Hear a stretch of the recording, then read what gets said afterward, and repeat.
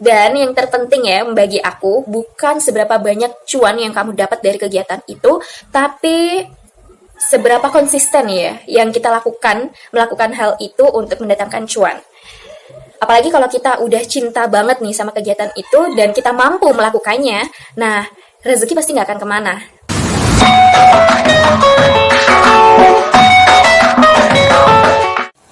Bonjour, I'm Aldita and welcome back to my channel. Hai semuanya. Oke, makasih banyak untuk teman-teman yang sudah menantikan konten aku. Dan today aku kembali pastinya menghadapi keresahan teman-teman semua. Ya, soalnya ternyata nggak cuma aku yang butuh cuan, pasti teman-teman yang lain juga butuh cuan. So, aku juga ngerti gitu ya, sebagian dari kita ini kan mulai naik level ya, naik level ke semester berikutnya dalam jenjang perkuliahan. Dan makin kesini tuh kita makin ngerasa kayak kita butuh duit, ya nggak sih? Apalagi makin banyak barang di e-commerce kayak gitu yang kita tuh pengennya check out terus gitu tiap bulan. Cuma kita mikir duit dari mana gitu. So that's why I'm here ya for you guys. Ingin berbagi pengalaman aku yang kalau aku refleksikan lagi itu ternyata mendatangkan money. So ini buat kamu yang ngerasa relate, boleh banget ditonton ya sampai habis, barangkali dapat penyegaran baru gitu. Dan untuk teman-teman yang ngerasa sedang menjalani ide-ide ini, boleh banget tetap ditonton. Siapa tahu bisa memberi stimulus motivasi biar lebih konsisten atau istiqomah. Aku mau kasih tahu penjabaran ide yang pertama ya, versi aku sendiri itu adalah beasiswa. Kenapa? Tanpa kita sadari, beasiswa itu rezeki ya dari Tuhan pastinya. Dan kita ngedapatinya tuh nggak mudah gitu. Kebanyakan orang dulu bilang beasiswa itu harus didapat sama orang yang pintar, yang cerdas dan sebagainya. Tapi kalau menurut aku ya itu nggak sama sekali soalnya. Karena banyak sekali beasiswa yang dibuka itu nggak harus berdasarkan pintar aja, tapi juga keuletan, kerajinan, terus aktif di pengabdian sosial dan sebagainya. Jadi buat teman-teman nggak perlu ngerasa minder gitu, karena ya aku yakin pasti bisa, ada jalannya sendiri gitu. Lumayan banget kan kalau kamu dapat beasiswa, kamu nggak perlu mikir biaya pendidikan, kamu tinggal fokus biaya hidup dan cari side job lainnya untuk memenuhi kebutuhan hidup atau orang tua kamu. Oke, berikutnya adalah ya, aku tahu sih ya, kalau kita mau daftar beasiswa itu banyak banget berkas-berkas yang perlu kita siapkan seperti portofolio dan sebagainya.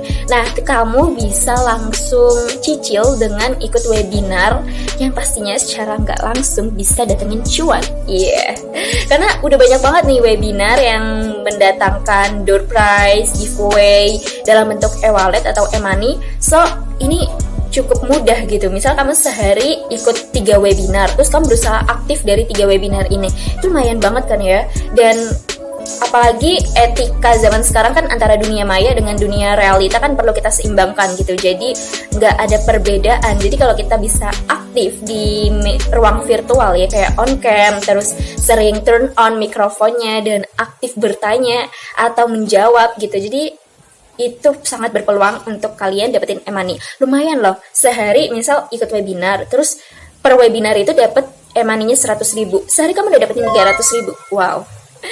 Nah, berikutnya ini ide yang crazy banget ya, kayak semua orang udah banyak dibicarakan, yakni menjadi reseller atau dropshipper. Dulu aku pernah sih kayak gini reseller, tapi itu udah lama banget ya, SMP pas aku jualan roti ya, karena aku biasanya jualannya tuh dari hal-hal yang aku suka gitu, kayak aku suka banget sama roti. Dan reseller ini aku pikir ya, karena aku pernah ngalamin dulu, itu nggak asal-asalan gitu. Jadi kita emang hanya orang-orang tertentu yang berhasil dalam perihal reselleran ini. Kenapa? Karena tiap orang kan beda-beda orang sifatnya kan. Ada yang jago marketing, ada yang jago promosi, ada yang berani negosiasi, tawar, kayak membujuk orang lain, persuasi gitu. Tapi ada juga yang masih minder atau gimana. Jadi bisa dipikir ulang lagi untuk kamu semuanya teman-teman. Dipikirkan lagi passion kita apa, minat kita apa. Kalau misalnya teman-teman nggak cocok sama fashion, ya nggak apa-apa, jalani aja reseller di bidang fashion. Karena kalau soal skill public speaking atau skill persuasi itu, aku yakin bisa ngalir sendiri kalau kalian ada minat gitu. Kalau kalian suka sama fashion kan, itu malah apa ya, belajarnya tuh jadi lebih semangat gitu tentang ilmu marketing reseller fashion gitu. So, berikutnya adalah magang. Yeay. Nah, sekarang juga magang terbuka luas ya. Nggak cuma untuk mahasiswa semester akhir, tapi juga maba pun itu ada peluang magang loh guys. Kalau kamu pintar carinya. Dan juga, pernah nih ada teman aku ya, aku pernah magang di Saka Radio. Nah, Saka Radio di sekitar Kauman Yogyakarta, itu anak SMA lulus SMA aja atau yang lagi SMA aja itu juga bisa magang loh guys, karena saking seterbuka itu dan kayak kita tuh ngerasa nggak ada gap antara usia dan apapun. Makanya ini seru juga sih, magang bisa kalian coba, lumayan banget, bisa dapat ilmu, bisa juga dapat uang ya, tergantung magang yang kalian apply itu yang paidly atau unpaid. Sebenarnya kalau dipikir lagi, masalah paidly atau unpaid ini sesuaikan sama kebutuhan kita. Kita pengennya apa? Ya disesuaikan sama kemampuan kita juga. Yes, betul. Kalau kita pengen yang paidly tapi kemampuan kita gitu-gitu aja, nggak kita asah, nggak kita upgrade, ya company pasti mikir 2 kali gitu kan. So that's why bisa dipertimbangkan lagi gitu. Kalau kalian pengen yang paidly, ayo selalu upgrade skill kalian. Nah, berikutnya ini juga klise sih. Ini malah kayak cara-cara jadi anak aktif ya. Oke. Tapi ini emang bener sih, apalagi banyak banget sekarang kompetisi yang hadiahnya tuh keren-keren gitu. Uang pembinaannya banyak banget. So, ini bisa banget kamu coba ya. Karena selain produktif, tapi juga bisa, selain nambah cuan, tapi juga bisa nambah portofolio baru gitu. Apalagi kalau kamu ikut lombanya yang linear sama prodi kuliah kamu atau plan ke depan kamu pengen kerja sebagai posisi apa gitu. Itu sangat the best banget. Nah, berikutnya ini adalah bangun haki ya, atau hak atas kekayaan intelektual. Nah, mungkin untuk teman-teman masih agak asing ya, tapi ini bisa diartikan dengan bangun usaha atau jasa sesuai passion kita gitu. Udah banyak banget sih ya, kayak dari teman-teman bikin usaha sendiri, terus bikin komunitas sendiri dan sebagainya. Tapi ini teman-teman bisa patut dicoba buat teman-teman yang suka banget ngomong tapi malu di depan layar. Kalian bisa coba lewat podcast ya, karena podcast ini cukup benefit gitu kalau misalnya kalian bisa mengaplikasikannya dengan baik. Oke, semisal teman-teman bikin podcast, misalnya punya keahlian tentang perkodingan gitu, apalagi programmer sekarang kan lagi booming banget lah ya, kayak dibutuhkan banget gitu. So, kamu bagi ilmu kamu tuh dengan bikin podcast, dan podcastnya itu tuh nggak sembarangan bisa diakses orang, kecuali kalau mereka melakukan kursus dengan kamu dan kamu tinggal kasih materinya lewat podcast itu gitu. Jadi kamu kasih password atau kamu kasih kunci rahasia untuk ngebuka podcastmu itu benefit banget ya. Dan apalagi ini juga sering dilakukan oleh dokter atau pakar-pakar ilmuwan yang memang produknya di bidang jasa gitu, kayak training, coaching, atau sebangsa recovery diri, mental health gitu. Ini udah sering dilakukan di luar negeri gitu. So, ini bisa kamu cobain ya. Dan yang gak kalah menariknya ebook nih. Misalnya teman-teman nulis gitu tentang apa, atau tentang novel, atau banyak deh ya, itu sekalian jadikan ebook dan kalian distribusikan, kalian promosikan buat teman-teman nanti yang pengen beli, yang pengen baca. Nah, itu bisa jadi passive income gitu jatuhnya ya. So, ini benefit banget. Nggak harus kamu jadi terkenal dulu, yang penting kamu ada keberanian untuk memulai. Soal cerita atau tulisan yang kamu susun itu menarik atau enggak, itu urusan belakangan, karena ini kan kita yang menulis berdasarkan subjektif juga. Jadi ya kita emang harus punya tekad berani sih untuk itu gitu. Ini banyak ya, nggak cuma ebook, nggak cuma podcast, tapi bisa yang lainnya ya. Atau bisa juga kamu bangun passive income tuh, kamu kembangin portofolio kamu.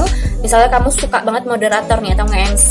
Nah, itu kamu bisa jadikan usaha untuk kayak buka jasa itu kan, terus nanti ya lumayan gitu. Apalagi kalau kamu yang jadi narasumbernya ngisi di webinar lain, itu kayak ya bisa jadi hak atas kekayaan intelektual tersendiri. Nah, berikutnya yakni ada freelance atau part-time job. Ini aku gabungkan, meskipun hampir sama dengan magang ya, berhubungan dengan pekerjaan juga, tapi beda. Kalau magang kan kecampur tuh antara paidly sama ilmu, kayak sama training kan masih kecampur. Tapi kalau freelance sama part-time job ini udah benar-benar beda gitu. Kita langsung terjun ke lapangan dan ya udah kita ngehandle klien kita sendiri. Ini bisa kalian coba, apalagi buat teman-teman yang ngerasa passionate ya, karena udah banyak banget nih freelance. Jadi kamu bisa buka jasa manajemen sosial media atau desain grafis atau masih banyak lagi ya. Pastinya kalau kamu pintar-pintar cari klien ya, karena aku pikir kita nggak harus menjual produk kita atau jasa kita secara belak-belakan, tapi bisa pakai soft selling gitu. Aduh, mohon maaf, ilmu kehumasan saya muncul. Soft selling ya. Jadi semisal kamu bisa mulai dari ngasih masukan ke jualannya temenmu atau siapa gitu, kamu kasih masukan, ini pantasnya tuh begini, atau desainnya tuh harusnya begini, psikologi barangnya begini dan sebagainya. Nah, secara nggak langsung ya, pastinya mereka bakal mempercayai kamu kalau kamu memang ahli dalam bidang itu dan bakal rekrutmen kamu atau mudah gitu. Nanti kalau misal ada relasi nyari butuh freelancer yang begini-begini, mereka bakal menghubungi kamu begitu. Masih banyak juga sih cara soft selling, mungkin di next video ya. Dan berikutnya ada content creator ya. Mungkin content creator ini sama-sama fleksibel juga kayak freelance, kayak part time job ya. Kita bisa menyesuaikan dengan waktu yang kita punya. Apalagi content creator ini ini profesi apa ya, ini kegiatan yang kayak krusial gitu, sensitif gitu, apalagi kalau tetangga ngelihat kita nggak pernah keluar tapi kok tiap hari check out paket nongol terus gitu, itu kan bisa jadi konten kreator selalu jadi apa ya, selalu jadi sasaran gitu lah ya. Nah, tapi tenang aja buat teman-teman ya, bahkan aku di sini juga masih belajar nih jadi konten kreator gitu. So, kita belajar bareng-bareng, nggak perlu ngerasa minder atau gimana, kita sesuaikan sama passion kita gitu. Anggap aja ini kita belajar public speaking, belajar apa ya, multitasking juga sih, maksudnya belajar banyak skill juga, kita jadi paham editing video sendiri gimana, manage konten sendiri gimana gitu. Kita jadi lebih terorganisir gitu, karena mengatur konten kita secara mandiri ya. Beda lagi sih kalau udah gede, biasanya kan channelnya apa, subscribe-nya udah gede, pasti mereka butuh tim khusus untuk channelnya begitu. Nah, itu dia ide produktif dari aku yang bisa mendatangkan cuan ya. Pastinya kalau kamu nggak pernah nyoba, kamu nggak akan tahu gimana rasanya kalau nggak dicoba dari sekarang. Dan yang terpenting ya, bagi aku, bukan seberapa banyak cuan yang kamu dapat dari kegiatan itu, tapi seberapa konsisten ya yang kita melakukan hal itu untuk mendatangkan cuan. Apalagi kalau kita udah cinta banget nih sama kegiatan itu dan kita mampu melakukannya, nah rezeki pasti nggak akan kemana. Dan kita pun juga, hati kita jadi senang gitu ngejalaninya tanpa beban sama sekali gitu. Memang sih ini yang aku utarakan ada kaitannya dengan prinsip Ikigai ya, karena aku sebisa mungkin yang aku share ke kalian ini aku sesuaikan dengan hidup yang secukupnya aja, yang penting happy dan kita bisa memetik pelajaran gitu dari setiap proses yang kita lalui dalam melakukan kegiatan itu. Oke, kayak aku udah ngomong panjang lebar ya. Dan kalau misal ide-ideku tadi itu masih global, boleh banget ya barangkali kamu pengen pembahasan lebih rinci tentang ide yang udah aku sebutin tadi ya. Semisal mulainya dari mana, gimana cara konsistennya, terus apa aja yang kita siapin untuk melakukan salah satu ide itu. Langsung komen di bawah ini, pengen bahas lebih rinci ide yang mana. Oke? Dan kalau kamu punya topik lainnya, yuk kita ngobrolin bareng. Boleh banget, aku terbuka selalu. Jadi jangan ragu juga buat komen di bawah. Oke, makasih teman-teman yang udah nonton sampai akhir ya. Jangan lupa di like, comment, and subscribe. Juga share ke teman-teman biar dapat manfaat juga gitu. See you in the next video. Au revoir.